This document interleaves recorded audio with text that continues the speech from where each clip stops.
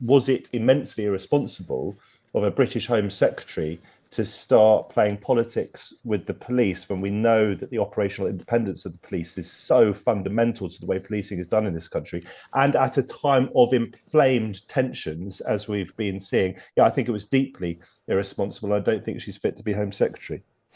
Looking at the marches that are taking place today, scuffles included, there seems to be a lot of uncertainty about what people are actually marching for. Some people are marching for a free Palestine. Some people seem to be marching for a ceasefire.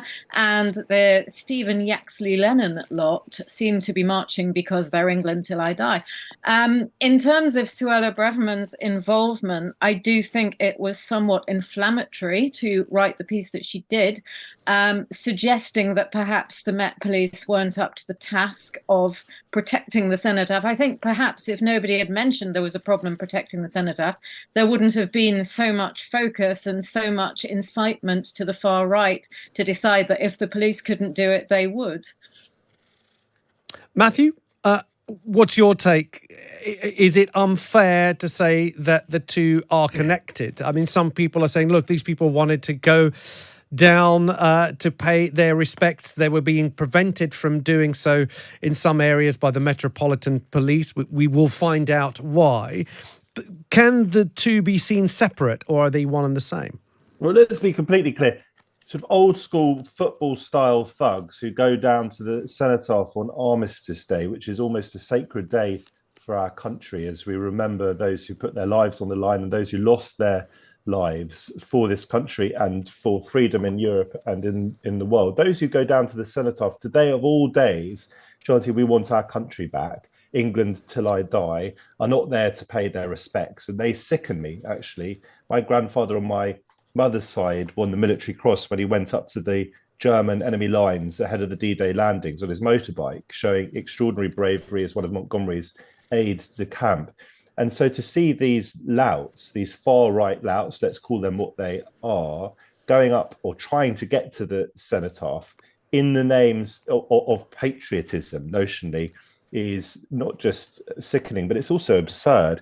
Does Suella Braverman, the Home Secretary, I don't think, by the way, she'll be Home Secretary for long. I was reading a piece in the Times newspaper today that suggested a decision has been taken to fire her. It's just a question of the timing. Does she bear some responsibility? I suspect these thugs would have been there anyway. Far-right elements of have been whipping this up for the last week or so, seizing on this apparent clash between the aims of the pro-Palestine demonstrators and the desire to honour our war dead. So I think it would have happened anyway. But was it immensely irresponsible of a British Home Secretary to start playing politics with the police when we know that the operational independence of the police is so fundamental to the way policing is done in this country, and at a time of inflamed tensions, as we've been seeing? Yeah, I think it was deeply irresponsible. I don't think she's fit to be Home Secretary. Do you think, well, you say, and again, yes, that piece in the Times does make it understandable that perhaps the decision has already been taken. Flic, a lot of people are saying that perhaps Rishi Sunak is waiting for Wednesday's Supreme Court decision over the Rwanda scheme. Would it make much difference? And politically, what has all this meant for Rishi Sunak himself? I mean, the Labour are trying to portray him as too weak to sack his Home Secretary. But is Rishi Sunak showing that actually he is being cautious? He wants to get all the information first before he makes a rash decision? No, I think he's absolutely just playing to the gallery of the right wing of the Tory party and waiting to see whether the Supreme Court says, yes, Rwanda can go ahead. Because if it does, he will then think, Suella's on the right track, and we have enough supporters to make this work with her as Home Secretary promoting a very strongly right-wing agenda. But if they say, no, you can't do that, then I think he's going to feel that he will be tainted by association with a policy that she has completely thrown her weight behind, and he will decide that she's too much of a liability. So I don't think it's really anything to do with what's best for the country. It's about what's best for Sunak and his prime ministership, if you like. Matthew, do you think that he's handled this I suppose, in the best way he could, or do you think he could have done better? Well, I think I'm sort of style myself as a political commentator, and also I'm a journalist, but I want people listening to know where I come from, because that's only fair. I would say I describe myself as centre-left, so I'm not a massive fan of the Tory party. I want to just be honest and clear about that. But let's remember, in the dying days of the very few days of that disastrous Liz Truss administration, the Liz Truss premiership, the Home Secretary at the time was also Suella Braverman, and she was forced to resign for a technical breach of the ministerial code. Within less than a week, Rishi Sunak reappointed her to Home Secretary.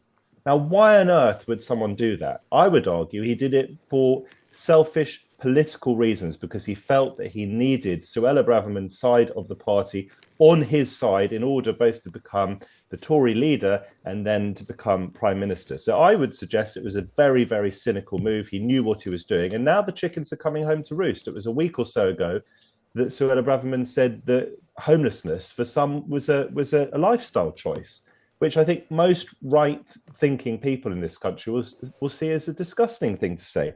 And now she's published an article in the Times, or had an article published, which Number 10 did not sanction.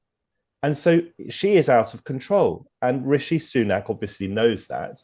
And he is trying to find the right moment, it seems, to fire her. But by delaying it as he has, I think that Flic is right. He's desperately waiting to see what happens on Wednesday with that Supreme Court ruling. By delaying it, he looks extraordinarily weak. Everyone knows that she's out of control, and that he seems unable, at least at the moment, to do anything about it. Before we look at some other news of the week, I just want to bring to your attention, in regards to what we just witnessed in the Cenotaph today, Deputy Assistant Commissioner at the Metropolitan Police, Lawrence Taylor, giving a press conference earlier, was saying that the counter-protest, so what the police had done is they said no pro-Palestine marches were allowed anywhere near the Cenotaph. But the Metropolitan Police chose to allow counter-protests in Whitehall. Now, he said, and these were his words, that the sole purpose of their intention is to protect the sanctity of the Cenotaph and remembrance. And then went on to say, I don't anticipate there'll be any disorder from that group. Flic, the Metropolitan Police seem to have come under criticism, of course, by the Home Secretary earlier this week in her article in the Times. She accused them for showing a bias when it comes to dealing with protesters. Are they going to be in for more criticism of this decision to allow what they're calling the counter-protests near Whitehall? They could have banned both the protesters and the counter-protesters from Whitehall. Are they damned if they do and damned if they don't when it comes to how they run these marches and how they police these events?